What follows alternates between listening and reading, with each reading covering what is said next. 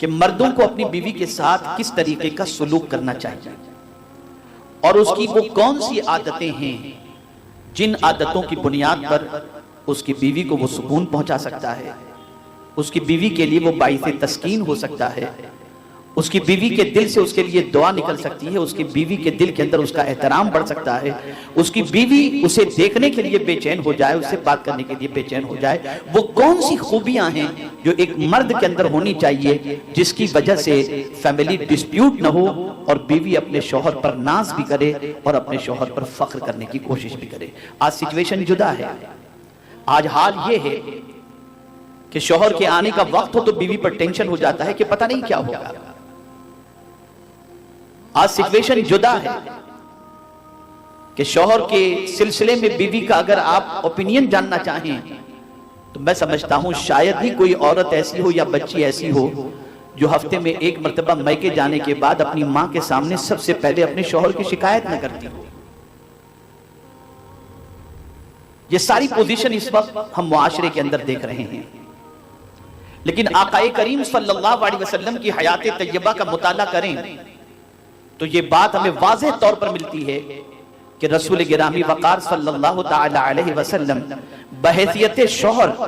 اپنی بیویوں کے ساتھ جو حضور صلی اللہ علیہ وسلم کا سلوک تھا وہ اتنا والہانہ سلوک تھا کہ رسول گرامی وقار صلی اللہ تعالی علیہ وسلم پر ہر بیوی اپنی جان نچھاور کرنے کے لیے تیار تھی۔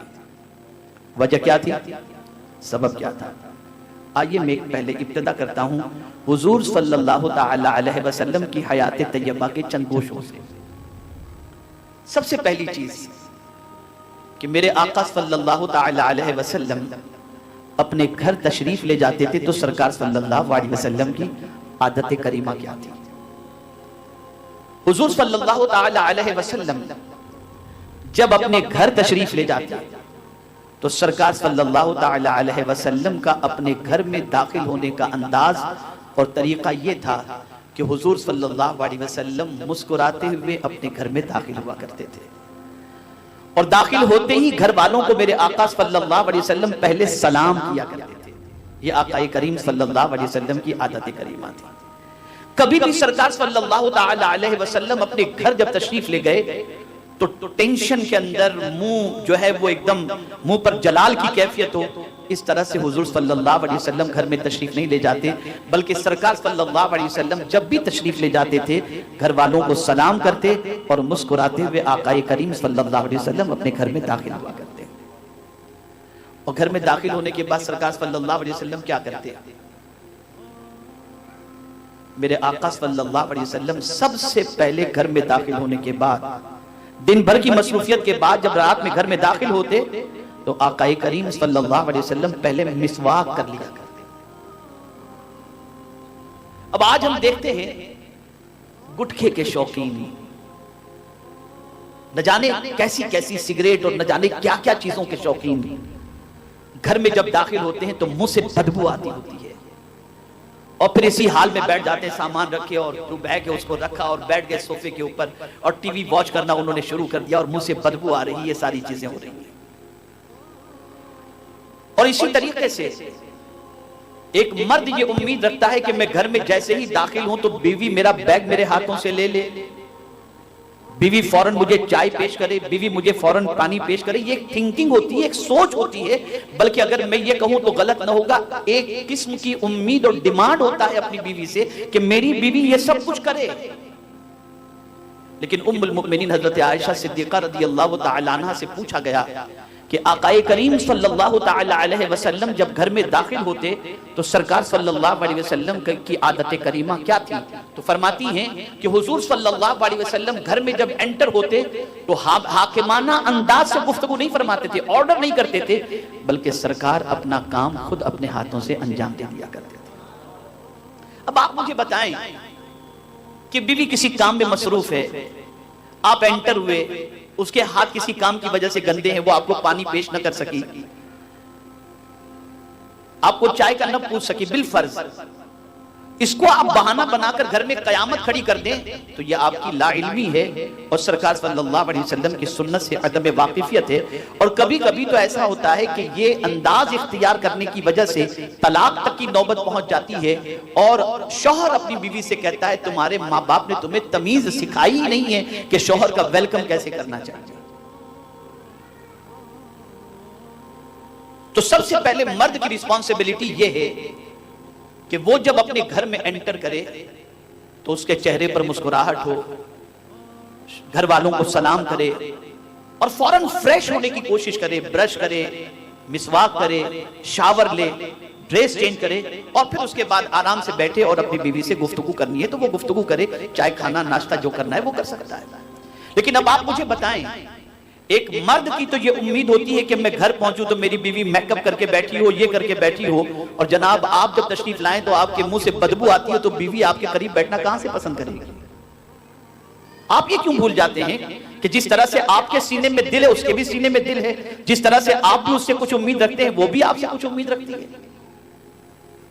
اس لیے پہلا کام مرد کا یہ ہے کہ گھر میں داخل ہوتے وقت مسکراتے ہوئے داخل ہو، فریش ہو، کپڑے چینج کرے اور پھر اس کے بعد اپنی بیوی سے بیٹھ کر کے وہ گفتگو کرے. میں بیویوں کے حوالے سے کیا کرنا ہے میں بعد میں بتاؤں گا، پہلے مرد کے حوالے سے میں گفتگو عرض کر دوں. دوسری غلطی جو مرد کی طرف سے ہوتی ہے وہ یہ ہوتی ہے کہ وہ اپنی بیوی کو اگنور کرتا ہے، نظر انداز، کوئی توجہ نہیں. آیا سامان رکھا اور سامان رکھنے کے بعد بیگ رکھنے کے بعد لگ گیا موبائل پر واٹس ایپ کرنے اور بات چیت کرنے اور فون پہ لگا ہوگا، یہ سارے کام میں لگ گیا ہے. اب بیوی بیچاری انتظار کر رہی ہے کہ میاں کب فری ہو اور ان سے میں کچھ بچوں کے دکھ سکھ کی باتیں کروں یا اپنی باتیں کروں، لیکن میاں کو تو فرصت ہی نہیں ہے دوسری چیزوں سے. اور نتیجہ یہ ہوتا ہے کہ بیوی کو جو پیار شوہر کی طرف سے ملنا چاہیے وہ پیار شوہر کی طرف سے نہیں ملتا. اور بیوی کو اگنور کرنے کا نقصان یہ ہوتا ہے کہ جو بیوی کہ دل میں اللہ عز و جل نے ارمان رکھے ہیں اس کے ارمان کی جائز تکمیل نہیں ہوتی تو اس کے قدم پھسل جایا کرتے ہیں. تو دوسرا کام آپ یہ کریں کہ اپنی بیوی کو اگنور نہ کریں. گھر میں آپ انٹر ہوئے، آپ اس وقت سارے کام کو چھوڑ کر بیوی کی خیریت پوچھیں، کیسا دن گزرا یہ پوچھیں، طبیعت کیسی ہے یہ پوچھیں، حال احوال پوچھیں. تھوڑا سا وقت آپ اس کے ساتھ اسپینڈ کریں اور ساری چیزوں کو پوچھنے کے بعد اگر کوئی ضروری آپ کا کام ہے اور کوئی ضروری بات کچھ کرنی ہے تو کسی سے آپ اپنی بیوی سے کہیں اگر تم کہو تو میں تھوڑی دیر خاص کام ہے میں کچھ فون کر لوں، اور ادروائز آپ کہیں گے تو وہ انکار نہیں کرے گی لیکن اس کا دل رہ جائے گا کہ میرے شوہر نے مجھے اگنور نہیں کیا. یہ بظاہر چھوٹی چیز ہے لیکن حقیقت میں یہ ہے کہ ایک فیملی لائف کو اسٹرانگ کرنے کے لیے، شادی شدہ زندگی کو مضبوط کرنے کے لیے یہ بہت ہی اہم چیز ہے. اس کے بغیر ایک شادی شدہ زندگی سکون والی نہیں ہو سکتی. تو اپنی بیوی کو اگنور نہ کریں، اپنی بیوی کو نظر انداز نہ کریں. اور اگر کبھی یہ بھی دیکھا گیا کہ شوہر گھر میں انٹر ہوا اور بیوی صاحبہ میلی کچیلی نائٹی کے اندر بال بکھرے ہوئے انداز کے اندر موجود ہے یا تھوڑی سی تو میں ہو گئی تو میاں فوراً اسے کہہ دیتا ہے اب تو تم سے میرا دل بھر گیا، میں اب دوسری شادی کر لوں گا، یا پھر ڈیورس کی دھمکی دے دیتا ہے. یہ جو طریقہ ہے یہ طریقہ مردوں کا اچھا نہیں ہے کہ آقا کریم صلی اللہ تعالی علیہ وسلم نے زندگی میں بھی اور وصال کے وقت بھی سرکار صلی اللہ علیہ وسلم نے صحابہ کرام علیہم الرضوان کو تاکید فرمائی کہ اپنے اہل و عیال کے ساتھ اچھا سلوک کرو اور خاص طور پر اپنی بیوی کے ساتھ اچھا سلوک کرو. یہ حضور صلی اللہ علیہ وسلم کا ارشاد گرامی ہے. آج بہت سارے مرد ایسے ملیں گے جو شادی ہی اس لیے کرتے ہیں کہ وہ آرام سے پڑے رہیں، بیوی کما کر کے کھلائے، یا اس لیے شادی کرتے ہیں بڑے گھرانوں کے اندر کہ وہاں سے بیوی جہیز لے کر کے آئے اور جب ضرورت پڑے تو میری ساس اور میرے سسر میرا پورا کریں. یہ ساری چیزیں ہوتی ہیں، یہ اچھے مردوں کی علامت نہیں ہے. مرد وہ جو اپنے بیوی بچوں کی